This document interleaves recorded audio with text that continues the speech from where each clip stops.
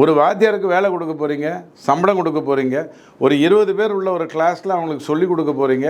10ஆவதோட எல்லா கதையும் முடிஞ்சு போச்சு. அதுக்கப்புறம் தமிழும் கிடையாது, ஒன்றும் கிடையாது. நேராக நீங்கள் இங்கிலீஷ்காரனுக்கு அடிமையாக்கிறதுக்கான வேலையை தான் பண்ணியிருக்கீங்க. அப்படி தான் காடுவேல் உங்களுக்கு சொல்லி கொடுத்துட்டு கிளம்பி போயிருக்கான், மெக்காலே உங்களுக்கு சொல்லி கொடுத்துட்டு கிளம்பி போயிருக்கான். அதே பரம்பரையில் வர்றீங்க, நல்லா இருப்பீங்க. ஆனால் ஒரு மொழி கற்றுக்கிறதுனால என்ன தவறு வந்துடும்?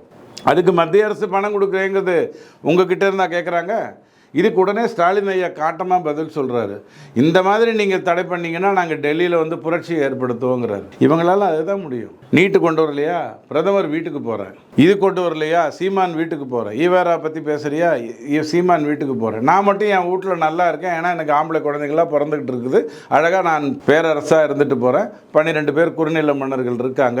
எங்களை வாழ வைக்கிறதுக்கு தான் நீங்களாம் பிறந்திருக்கீங்கடா நாய்களா அப்படின்னு சொல்லி ஏறத்தாழ அசிங்கப்படுத்துகிறான். இதுதான் பிரச்சனை.